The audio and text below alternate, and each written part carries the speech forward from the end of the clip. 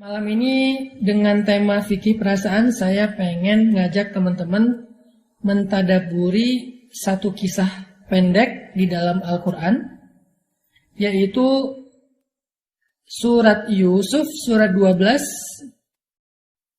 ayat 22. Silakan dibuka surat Yusuf surat 12 ayat 22. Kita akan tadabur dulu satu paragraf dari ayat 22 sampai ayat 24. A'udzu billahi minasy syaithanir rajim.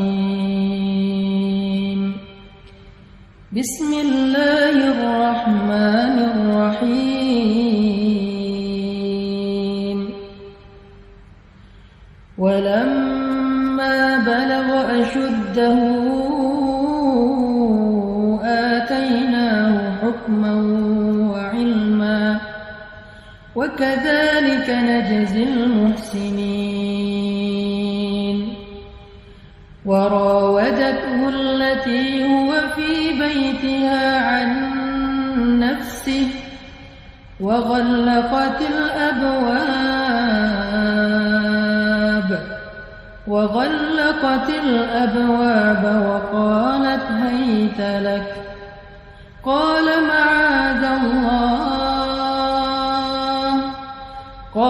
معاذ الله إنه ربي أحسن مثواي إنه لا يفلح الظالمون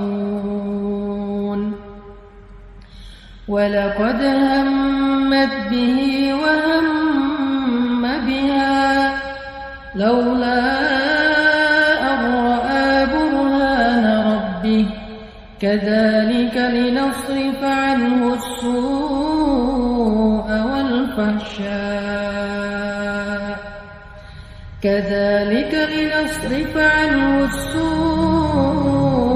والفحشاء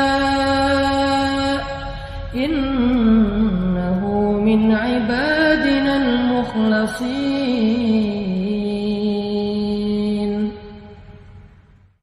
Dan ketika dia telah cukup dewasa, kami berikan kepadanya kekuasaan dan ilmu. Demikianlah kami memberi balasan kepada orang-orang yang berbuat baik. Dan perempuan yang Yusuf tinggal di rumahnya menggoda dirinya. Dan dia menutup pintu-pintu lalu berkata, "Kemarilah mendekat kepadaku, wahai Yusuf." Yusuf berkata, "Aku berlindung kepada Allah. Sungguh Tuanku telah memperlakukan aku dengan perlakuan yang baik. Sesungguhnya orang-orang yang zalim itu tidak akan beruntung." Dan sungguh perempuan itu memiliki hasrat kepada Yusuf, dan Yusuf pun memiliki hasrat kepada perempuan itu.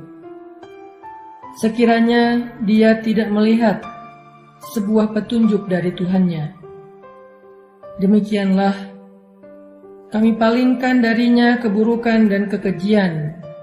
Sungguh Yusuf termasuk hamba-hamba kami yang diselamatkan. Shadaqallahul azim. Tadi kita membaca adegan ketika Nabi Yusuf sedang berusia ABG, usia remaja, usia antara 15 sampai 30 tahun. Kalau dalam bahasa Islam itu atau dalam bahasa Al-Quran disebut dengan balagha asyuddah. Balagha asyuddah itu usia yang sudah produktif, usia yang sudah bisa melakukan hal-hal yang dilakukan secara orang dewasa. Nah, Allah menggambarkan sebuah drama yang luar biasa yang terjadi kepada Nabi Yusuf ketika beliau berada di usia segitu. Dan itu kurang lebih ujian yang kita alami dalam kehidupan kita. Anak muda atau remaja, ujian apa? Ujian perasaan. Karena ujian itu ada 3. Ada ujian fisik, ada ujian harta, ada ujian perasaan. Kata Allah, am hasibatum an tadkhulul jannah. Semua kita akan diuji oleh Allah. Cuman ujiannya beda-beda. Ada yang diuji dengan fisiknya, mungkin cacat, mungkin kekurangan apa, mungkin kelelahan, mungkin sakit apa, itu ujian fisik. Ada yang diuji dengan hartanya, keluarganya, jabatannya, amanahnya, pekerjaannya. Diuji dengan pekerjaan, dengan karir. Ada juga yang diuji dengan perasaan. Atau kadang-kadang kita ngalamin tiga-tiganya sekaligus. Lalu ketika ujian itu terasa berat, mereka bertanya, mata nasrullah, kapan datangnya pertolongan Allah? Kata Allah, ala inna nasrullahi qarib. Pertolongan Allah itu sudah dekat. Artinya, semakin berat ujian, berarti semakin dekat dengan pertolongan. Kalau ujiannya masih ketahan, berarti pertolongannya masih berjarak. Makin berat, makin dekat. Kalau udah gak ketahan lagi, berarti sebentar lagi akan datang pertolongan Allah Subhanahu wa Ta'ala. Nah, kali ini kita membahas kisah Nabi Yusuf alaihissalam yang diuji dengan ujian perasaan. Perasaan apa? Perasaan hasrat kepada lawan jenis. Siapa yang beliau hasrat kepadanya? Istri Al-Aziz. Seorang perempuan yang cantik, seorang perempuan yang menarik, seorang perempuan yang kaya raya, bisa dibilang dia itu adalah simbol perempuan cantiknya Mesir. Jadi simbol perempuan cantik di Mesir itu bukan Cleopatra, tapi yang paling cantik di Mesir itu adalah istri Al-Aziz. Saya nggak mau menyebutkan namanya karena memang namanya ini masih debatable di antara para ulama. Memang banyak yang bilang namanya Zulaikha, tapi Allahu a'lam. Yang jelas di dalam Al-Quran disebut sebagai istri Al-Aziz. Al-Aziz itu siapa? Seorang pejabat di Mesir yang terkenal. Ternyata Nabi Yusuf diam-diam punya perasaan, punya hasrat kepada seorang perempuan yang sebelumnya Nabi Yusuf gak punya hasrat. Ini jangan suudzon dulu sama Nabi Yusufnya ya, karena beliau seorang nabi, beliau seorang pemuda yang normal, pemuda yang baik, pemuda yang soleh.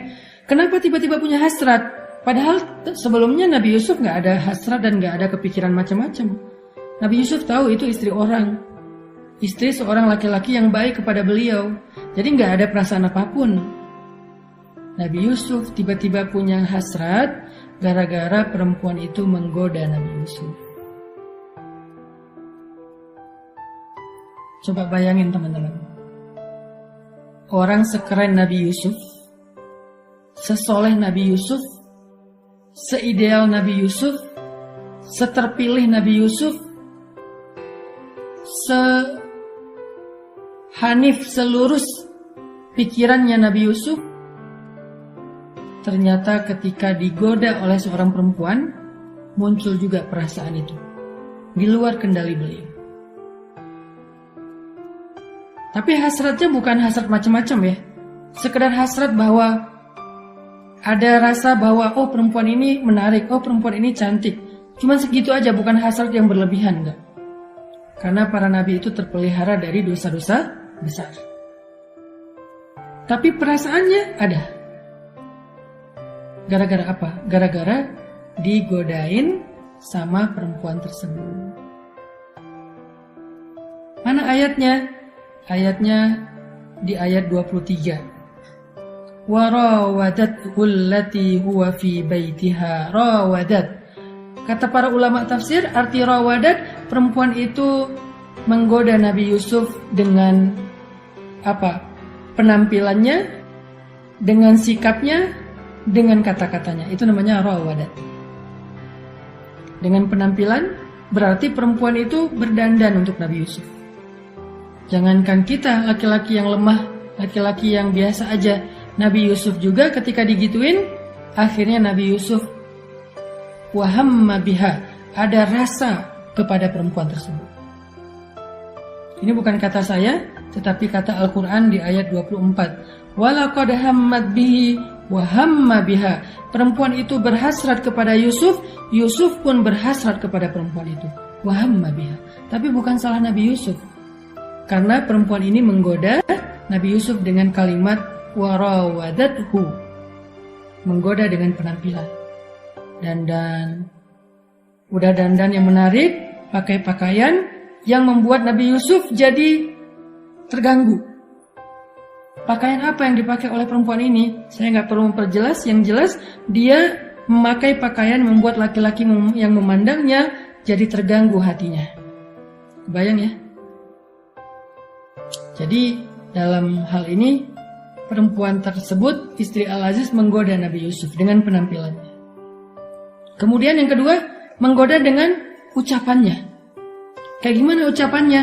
Dia memanggil Nabi Yusuf alaihissalam dengan nada suara yang menggoda.